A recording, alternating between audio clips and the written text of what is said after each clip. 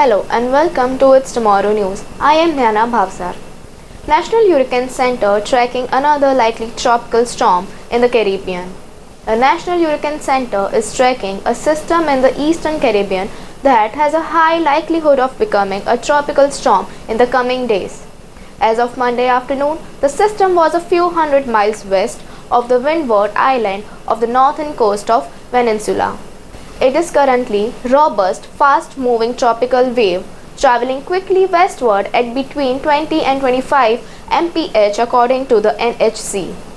It is expected to begin to slow down and gain strength as it heads over the central Caribbean by the middle of the week. Forecasters give the system an 80% chance of becoming a tropical depression within the next 7 days. Whether it evolves into a tropical storm or not, the system is expected to cause heavy rainfall, strong winds, and rough seas for all the areas in its path. Though experts believe it is more likely that the system will develop into a tropical storm, which would be named Melissa, there is a significant uncertainty about how strong it may become and what its path may be. According to the Weather Channel, the possible outcome range from the storm making an abrupt northeastern turn and heading out into the Atlantic Ocean, continuing to trek west across Central America or shifting northward over Cuba and eventually the US Gulf Coast.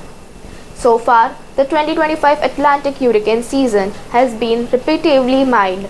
There have been 12 named storms and 4 hurricanes, 3 of which developed into major hurricanes. All 4 of those hurricanes have followed similar tracks that have been taken away from the US mainland.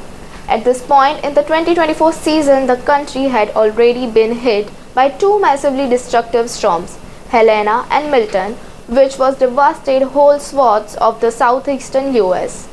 That's all for now. For more weather news updates, stay tuned with us on It's Tomorrow News. For more global weather updates like this, subscribe to our channel and hit the bell icon for regular updates.